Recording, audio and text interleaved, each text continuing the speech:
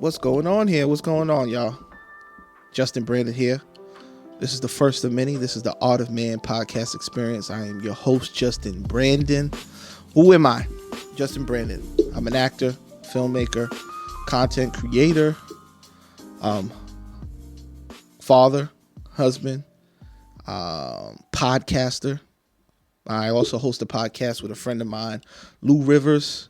That's the Loose Cannons podcast, man. That's a poppin' podcast. We talk about movies, pop culture, politics, and how they all intersect, man. That's a great podcast. You guys got to check it out on iTunes, Spotify, Stitcher, wherever you can get your podcasts. On YouTube also. You can watch the cinematic experience, Facebook. That's a great podcast. But let's talk about today. Today's a new venture for me.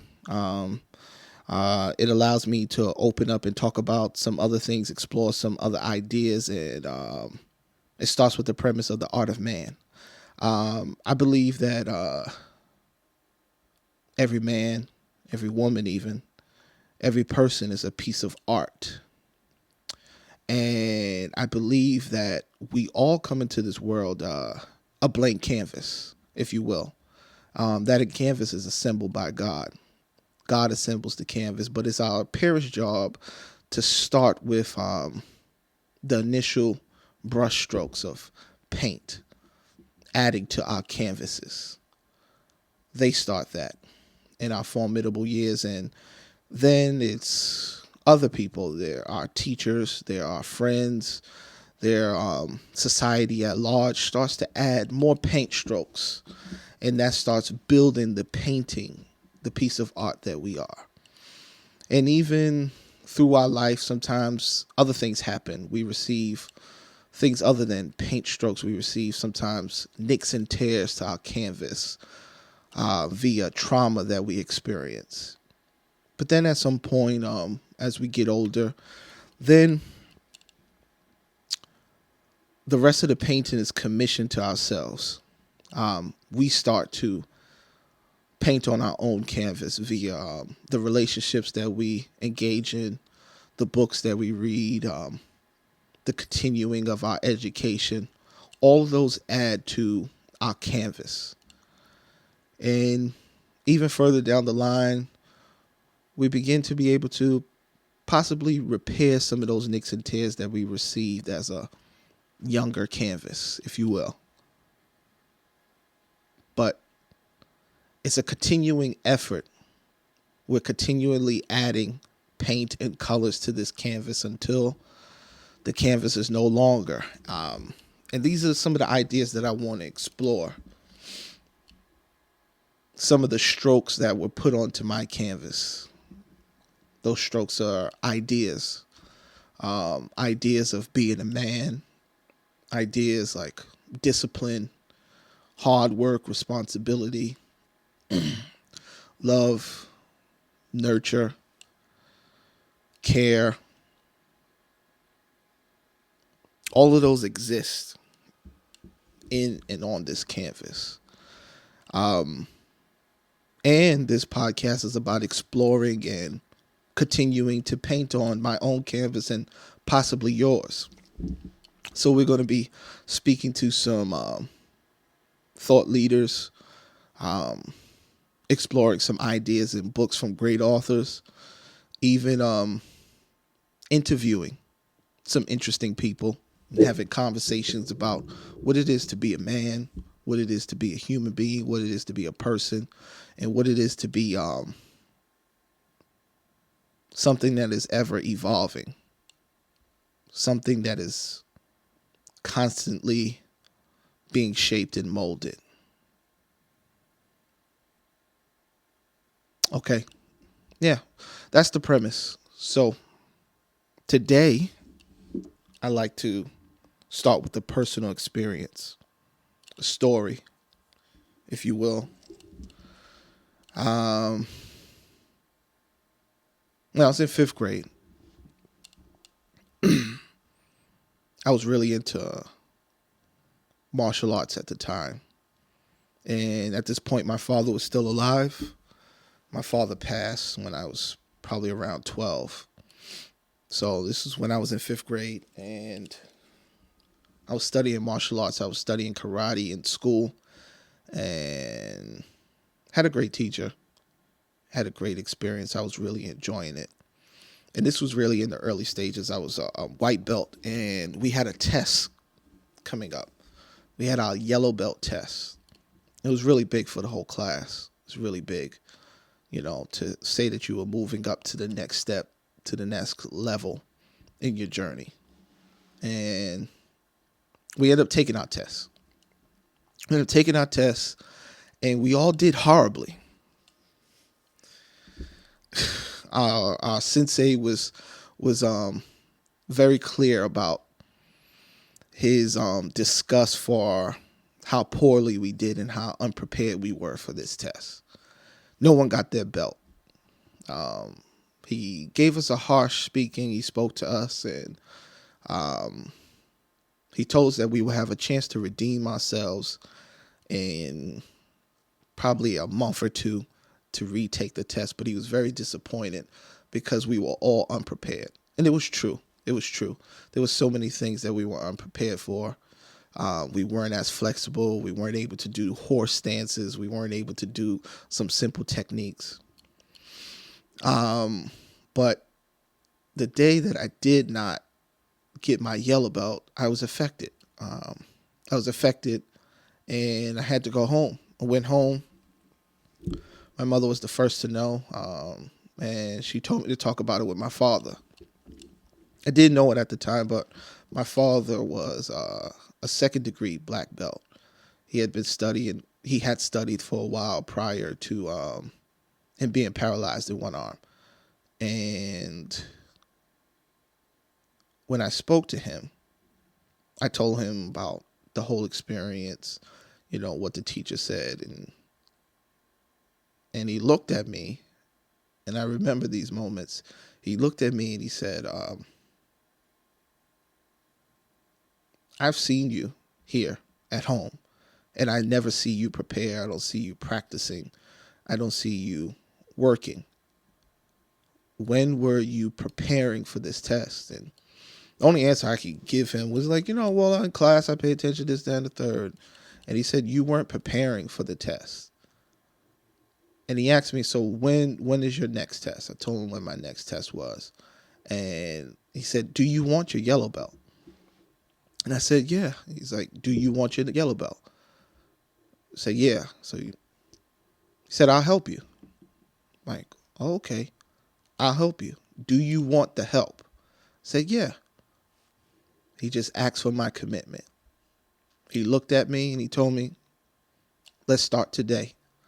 And at that moment, he told me to get down in a split and, well, not a full split. It was get down on the floor and start stretching. So I just had to start stretching. It was a very interesting experience because the way that it runs in my mind, it was like a Rocky montage. I remember at this point, now that I committed, every Saturday I was working out with him. We were doing horse dances in the hallway, doing kicks, punches, running through different katas. Even he took me to another dojo in which I started working on my rolls, front rolls, back rolls, all these different things, front face falls, everything. So weeks and weeks went by, and I was just constantly working. Every night, constantly working. Okay. Fast forward to the test. So now it's test day. Everybody's kind of nervous, but excited. We're ready to take our test. So, I'm taking the test, and it is a world of a difference. My horse stance, my ability to take shots, because a teacher would do certain things where he was like, well, we had to tighten up our abdominals, so he would hit our abs to see if we could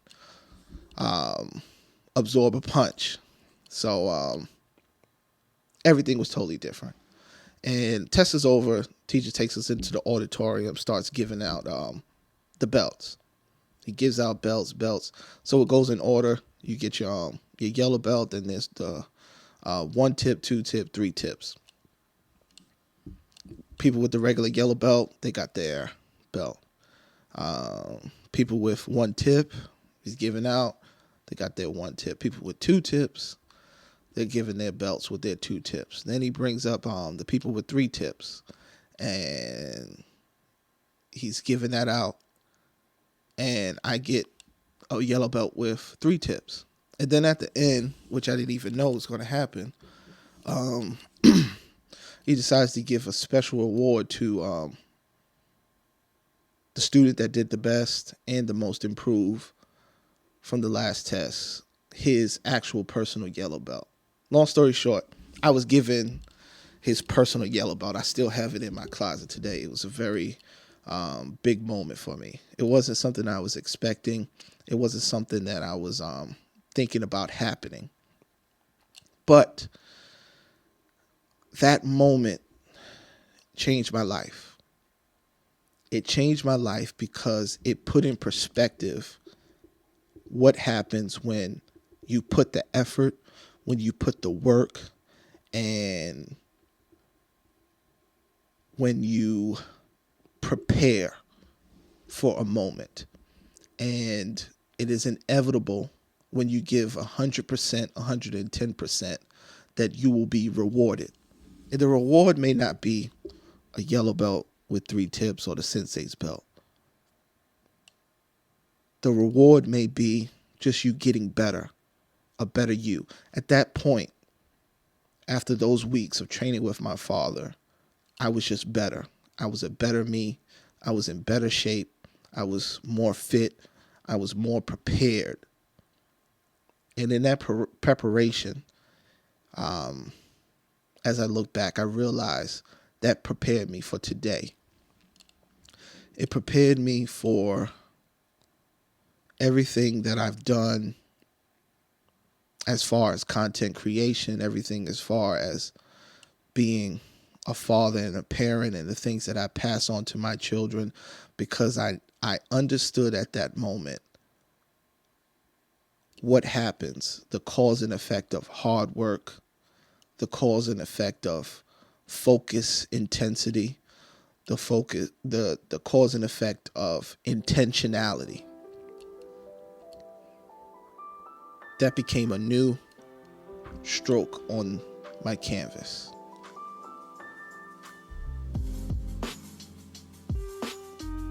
And as I'm raising my three girls and one boy, that is something that I am attempting to instill in them in different ways. They're not yet interested in martial arts, but that doesn't matter. I can instill that in them, whether it be dance or gymnastics, just the understanding of focus, intensity, intentionality, and the results that will bring. We only gain from discipline.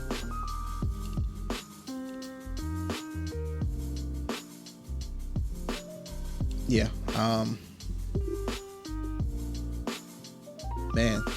Just thinking about my father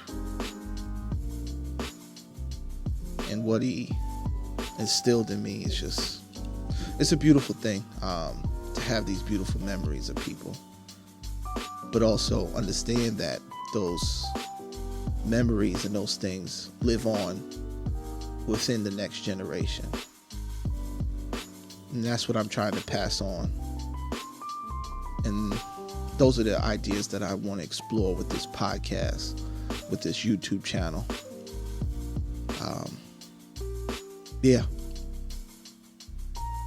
Well, my name is Justin Tuggle, aka Justin Brandon, and this was The Art of Man. Please like, share, and subscribe.